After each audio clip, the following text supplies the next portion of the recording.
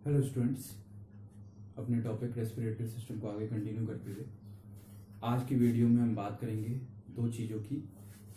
पहला, dead space क्या होता है और दूसरा वेंटिलेशन। इन दोनों के बारे में आज की वीडियो में हम डिस्कस करेंगे कि ये दोनों क्या चीज़ें हैं। ठीक है, तो पहले देखते हैं डेड स्पेस क्या होता है। हेडिंग में आपको दिख रहा है, ये लिखा हुआ है डेड स्पेस। क्या है ये, मैं पढ़ रहा हूँ। It is the part of the respiratory tract where gaseous exchange does not takes place. फिर से पढ़ रहा हूं मैं। It is the part of the respiratory tract where gaseous exchange does not takes place. मतलब डेड स्पेस क्या है? Dead space हमारे रेस्पिरेटरी ट्रैक्ट का वो पार्ट है, वो हिस्सा है जहां पे गैस एक्सचेंज नहीं होता, ऑक्सीजन और CO2 का एक्सचेंज नहीं होता। वो जो पार्ट है हमारा रेस्पिरेटरी सिस्टम का, उसको हम लोग बोलते हैं डेड स्पेस। गैस एक्सचेंज के बारे में आपको पहले बताया जा चुका है पहले के वीडियोस में, और वहां पे बात हुई थी रेस्पिरेटरी यूनिट की, वो आपको याद होगा। रेस्पिरेटरी यूनिट क्या है? रेस्पिरेटरी यूनिट हमारे रेस्पिरेटरी ट्रैक्ट या हमारे रेस्पिरेटरी सिस्टम का वो पार्ट है जहां पे गैस का एक्सचेंज होता है। तो रेस्पिरेटरी यूनिट के अंदर दो चीजें आती हैं, एक आता है रेस्पिरेटरी ब्रोंकियोल और दूसरा आता है एल्वियोलाई। तो ये जो दोनों लास्ट वाले पार्ट है, रेस्पिरेटरी ब्रोंकियोल और उसके बाद एल्वियोलाई, केवल यही दो पार्ट है हमारे रेस्पिरेटरी ट्रैक्ट के जिनमें क्या होता है, गैस का एक्सचेंज होता है। ऑक्सीजन जो हमने बाहर से लिया वो चला जाता है हमारे ब्लड में, और ब्लड में जो CO2 है वो चला जाता है वो आ जाता है हमारे एल्वियोलाई में। ठीक है, तो ये जो गैस का एक्सचेंज होता है ये केवल उन्हीं दोनों पार्ट में होता है। उसके ऊपर का रेस्पिरेटरी ट्रैक्ट का जितना भी पार्ट है, nasal cavity, pharynx, लैरिंग्स, trachea, bronchi और ब्रोंकियोल में भी कहां तक, टर्मिनल ब्रोंकियोल तक, उन सारे पार्ट में जो एयर है, जो गैस है, वहां पे कोई भी एक्सचेंज नहीं होता। तो वो सारे जो पार्ट है हमारे, उनके अंदर जो एयर है वो कौन वाला पार्ट है? वो है हमारा dead space. Clear? Next point, air present in the dead space is called dead space air. और ये जो डेड स्पेस है हमारे रेस्पिरेटरी ट्रैक्ट का, इसके अंदर जो एयर प्रेजेंट है उसको हम लोग बोलते हैं डेड स्पेस एयर। मतलब वो एयर जो गैस के एक्सचेंज में हिस्सा नहीं लेता, भाग नहीं लेता, उसको हम लोग बोलते हैं dead space air. Next point, volume of normal dead space is 150 millilitre. और ये जो डेड स्पेस है इसके अंदर जो एयर है उसका वॉल्यूम लगभग नॉर्मल कंडीशन में, सामान्य कंडीशन में कितना होता है? 150 मिलीलीटर। 150 मिलीलीटर एयर हमारे डेड स्पेस के अंदर प्रेजेंट होता है नॉर्मल कंडीशन में, और ये जो एयर है ये गैस के एक्सचेंज में भाग नहीं लेता। तो ये छोटी सी चीज थी डेड स्पेस। ये आपको क्यों बताया गया? क्योंकि इसका यूज जो है अभी आएगा हमारे अभी दूसरे वाले चीज में। ठीक है, तो दूसरा हेडिंग आपको दिख रहा है, ये है हमारा वेंटिलेशन। वेंटिलेशन क्या होता है, कितने टाइप्स का होता है, अब हम इसकी बात करते हैं। पहले वेंटिलेशन की डेफिनेशन देखते हैं। It is the rate at which air enters और लीव्स द लंग्स। वेंटिलेशन क्या है? किस रेट के साथ, किस गति के साथ जो एयर है वो हमारे लंग्स के अंदर प्रवेश करता है, एंटर करता है, और लीव करता है, एग्जिट करता है, बाहर निकलता है, वो किस रेट से जा रहा है, उसको हम लोग बोलते हैं वेंटिलेशन। ठीक है, तो वेंटिलेशन सामान्य कंडीशन में आप जानते हो कि वेंटिलेशन का मतलब क्या है? एयर को पास करना। जैसे कमरे में वेंटिलेशन की बात होती है तो एक रास्ते से, एक एंट्री से दूसरे, या एक खिड़की से दूसरे दरवाजे से बाहर एयर का फ्लो बने रहना, इसको हम लोग बोलते हैं वेंटिलेशन। लेकिन हमारे यहाँ रेस्पिरेटरी सिस्टम में इसमें वेंटिलेशन का थोड़ा सा अलग मतलब है। ये क्या है? किस रेट से एयर हमारे लंग्स के अंदर प्रवेश कर रहा है और किस रेट से वो लीव कर रहा है, बाहर निकल रहा है, इसको हम लोग बोलते हैं वेंटिलेशन। अब आगे देखते हैं, नेक्स्ट हेडिंग आपको दिख रहा है टाइप्स। कितने प्रकार का वेंटिलेशन हमारे रेस्पिरेटरी सिस्टम के अंदर होता है? तो रेस्पिरेटरी सिस्टम के अंदर दो प्रकार के वेंटिलेशन है। पहला है पल्मोनरी वेंटिलेशन और दूसरा है एल्वियोलर वेंटिलेशन। तो पहले बात करते हैं पल्मोनरी वेंटिलेशन की। क्या है ये, देखिए। It is the volume of air moving in and out of respiratory tract in a given unit of time during quiet breathing। एक एक वर्ड को ध्यान दीजिए। It is the volume of air moving in and out of respiratory tract in a given unit of time during quiet breathing.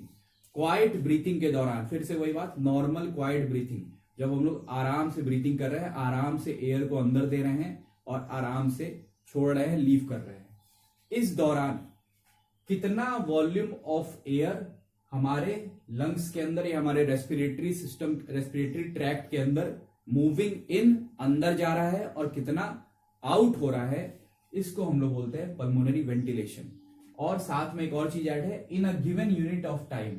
यहां पे time का भी महत्व है। एक गिवन यूनिट ऑफ टाइम, एक टाइम की इकाई में कितना वॉल्यूम ऑफ एयर हमारे रेस्पिरेटरी ट्रैक्ट के अंदर हमने लिया, मूव इन किया और मूव आउट किया, इसको हम लोग बोलते हैं pulmonary ventilation during quiet breathing, normal quiet breathing के दौरान। तो ये हुआ पल्मोनरी वेंटिलेशन की डेफिनेशन। नेक्स्ट पॉइंट देखिए, it is also called minute ventilation और respiratory minute volume. Pulmonary ventilation के दो और नाम है, इसको हम लोग मिनट वेंटिलेशन के नाम से भी जानते हैं, या इसको हम लोग रेस्पिरेटरी मिनट वॉल्यूम के नाम से भी जानते हैं। ये दोनों सेम चीज है। Next point, it is a cyclic process by which fresh air enters the lungs and an equal volume of air leaves the lungs. अब ये जो पल्मोनरी वेंटिलेशन का प्रोसेस है, ये जो प्रक्रिया है, वो कैसी है? वो साइक्लिक है। वो लगातार एक क्रम में एक साइकिल की तरह से चलती रहती है।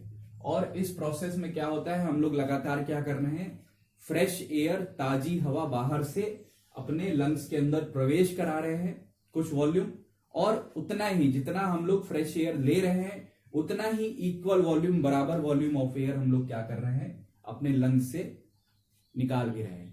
जब इंस्पायरेशन कर रहे हैं तो फ्रेश एयर कुछ हमारे लंग्स के अंदर जा रही है, और जब एक्सपायरेशन कर रहे हैं तो उतना ही इक्वल वॉल्यूम क्या कर रहा है, वो हमारे लंग्स से बाहर लीव करके चला जा रहा है। तो ये क्या है, एक साइक्लिक प्रोसेस है जो लगातार नॉर्मल क्वाइट ब्रीथिंग में चलती रहती है। लगातार हम लोग इंस्पायरेशन, लगातार एक्सपायरेशन, अगेन इंस्पायरेशन, एक्सपायरेशन, ये प्रोसेस जो है लगातार वो आगे चलती है। नेक्स्ट पॉइंट देखिए, it is the product of tidal volume and the respiratory rate. अब पल्मोनरी वेंटिलेशन को निकालने का, इसकी वैल्यू कितनी होगी, इसको निकालने का जो फॉर्मूला है वो क्या है?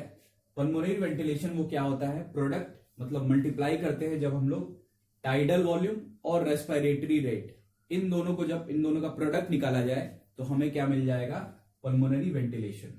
तो फॉर्मूला लगा दिया हमने, पीवी यानी pulmonary ventilation is equal to TV यानी tidal volume into R means respiratory rate. Respiratory rate और टाइडल वॉल्यूम, इन सब की बात पहले हो चुकी है। रेस्पिरेटरी रेट की बात आपको तब बताई गई थी जब कॉलेज में क्लास चल रहा था। रेस्पिरेटरी रेट या रेट ऑफ रेस्पिरेशन क्या होता है, एक मिनट के दौरान हम लोग कितनी बार, the number of breath taken per minute is called respiratory rate. एक मिनट के दौरान हम लोग कितनी बार इंस्पायरेशन और एक्सपायरेशन, एक ब्रीथ का मतलब उसमें इंस्पायरेशन भी आ गया और एक्सपायरेशन भी आ गया, तो एक मिनट के दौरान हम लोग कितनी बार जो है ये प्रोसेस कर रहे हैं, उसको हम लोग बोलते हैं रेस्पिरेटरी रेट।